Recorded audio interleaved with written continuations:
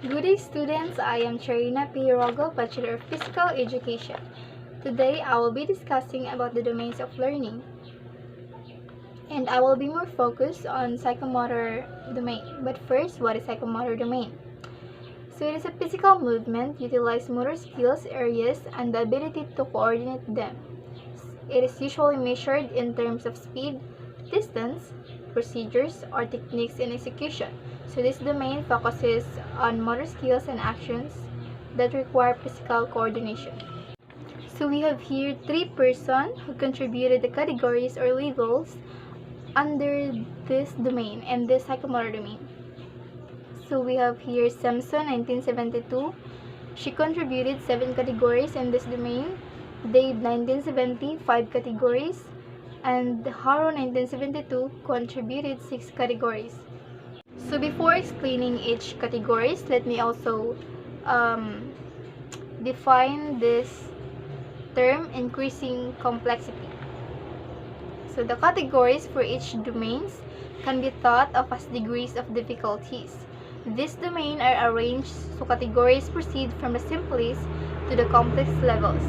For example, you may start with a simple task, such as copying other person's moves, then work towards more complex levels of proficient movement with accuracy and consistency.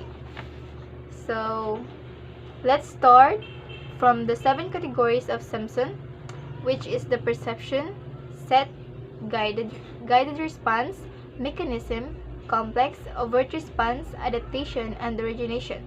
So since this 1 to 4 category of Simpson was already discussed by my classmates in this subject also, then I will be explaining the 5th to 7 categories under the Simpson levels. So let's start here to the 5th one, which is the complex overt response rather.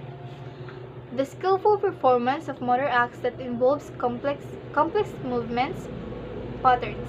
Proficiency is indicated by a quick, accurate, and highly coordinated performance requiring a minimum of energy. This category includes performing without hesitation and automatic performance. So, we have example here from the book. Players are often utter sounds of satisfaction or expletives as soon as they hit a tennis ball or throw a football, and because they can tell by the feel of the act that what the result will produce. Another example from the book also, maneuvers a car into a tight parallel parking spot, operates a computer quickly and accurately, displays competence while playing the piano. So the keywords are assembles, builds, calibrates, constructs, dismantles, displays, fastens, fixes, greens, heats, manipulates, measures, mends, mixes, organizes, and sketches. So, complex overt response is the ability to skillfully perform complex pattern of actions. So my example here is, in this category, is typing a report on a computer without looking at the keyboard. So let's proceed to the 6th number of categories, which is adaptation. Skills are well developed and the individual can modify movement patterns to fit special requirements. This means that movements can be modified for special situations. So we have here example from the book, responds effectively to unexpected experiences, modifies instruction to meet the needs of the learners, perform a task with a machine that it was not originally intended to do. So the keywords are adapts, alters, changes, rearrange, reorganizes, revises, and varies. So adaptation is the ability to modify learned skills to meet special events. My example for this one is a designer used plastic bottles to create a dress. So number 7, origination. creating new movement patterns to fit a particular situation or specific problem. Learning outcomes emphasize creativity based upon highly developed skills. So the new movements can be created to special situations. So example here, construct a new theory, develops a new and comprehensive training programming, and creates a new gymnastic routine. The keywords are arranges, builds, combines, compose, constructs, creates designs, initiate, makes, and originates. So this category, the origination is all about creating new movement patterns for a specific situation. So my example for this is a choreographer creates a new dance routine. Simpson Psychomotor Domain, Elizabeth Simpson built her taxonomy on work of Bloom and others. Simpson's psychomotor domain is comprised of utilizing motor skills and coordinating them. Simpson's taxonomy has a focus toward the progression of mastery of a skill from observation to invention. So now let's proceed to Dave's categories. So we have 5 categories under this domain. So number 1, imitation. Imitation means observing and patterning behavior after someone else. Performance may be low quality. So imitation means observing and copying someone else. Example here from the book is copying a work of art and performing a skill while observing demonstrator. So the keywords here are copy, follow, mimic, repeat, replicate, reproduce, and trace. So imitation is the ability to observe and pattern your behavior after someone else. So if this level, you simply copy someone else or replicate someone's action or following observations. So my example for this is watch teacher or the trainer and you repeat the actions or the process of what they're doing. So next we have the number 2, manipulation. Being able to perform certain actions by memory of or following instructions. Examples from the book is being able to perform a skill on one's own after taking lessons or reading about it. Follows instructions to build a model. So number 3, we have precision. Refining, becoming more exact, performing a skill within a high degree of precision. Example here is working and reworking something so it will be just right. Perform a skill or task without assistance and demonstrate a task to a beginner. Keywords here are calibrate, demonstrate, master, and perfectionism. So precision is an accuracy, proportion, and exactness exists in skill performance without the presence of original source. This means that you will execute the skill reliably without help of others. For example, being able to demonstrate the backhand throw to another student. So number 4, we have here the articulation. Coordinating and adapting a series of actions to achieve harmony and internal consistency. This is 2 or more combined sequence and perform consistently. So we have your example. Combining a series of skills to produce a video that involves music, drama, colors, sound, etc. Or combining a series of skills or activities to meet a novel requirement. So keywords are adapt, constructs, combine, creates, customize, modifies, and formulate. So my example for this is just like in skating, you can combine 2 or more tricks. Combine just like combining inline, skating stride 2, and a wrist shot. So number 5, we have here naturalization. So this is mastering a high level performance until it becomes second nature or natural without needing to think much about it. So example, maneuvers a car into tight parallel parking lot, operates a computer quickly and accurately, displays competence without playing the piano, or Michael Jordan playing basketball and Nancy Lopez hitting a golf ball. So the keywords are create, design, develop, invent, manage, and naturally. So naturalization is an automatic the mastery of the skills that you have at the high strategic level. My example for this one is creating your own steps, creating your own dance routine. So the Psychomotor Domain is the simplest domain and easiest to apply.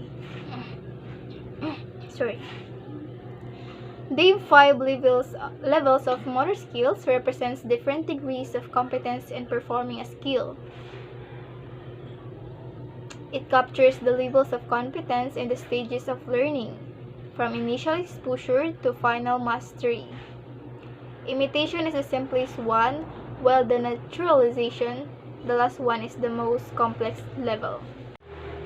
So let's go now proceed to the Haru 1972's categories of psychomotor domain. So we have 6 categories in this domain.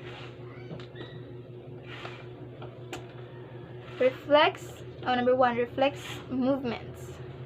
Reactions that are not learned, such as involuntary reaction. Reflex movements are actions elicited without learning in response to some stimuli. So it's an automatic response. Example is instinctive response. So another example is the flexion, extension. So we have here in our PE subject. Stretch in postural adjustments and postural adjustments. Keywords are react and respond. So we have so let's go proceed to the number 2 categories. Fundamental movements. Basic movements such as walking or grasping.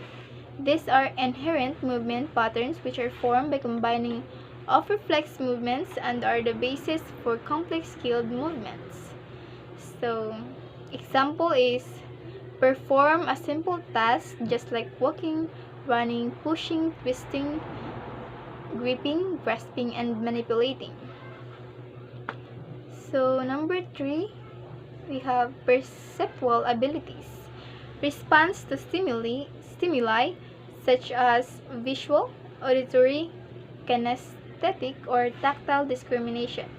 So it refers to the interpretation of various stimuli that enable one to make adjustments to the environment. Example, track a moving object and recognize a pattern. Another example is the coordinated movements such as jumping rope, pushing, punting rudder, or catching.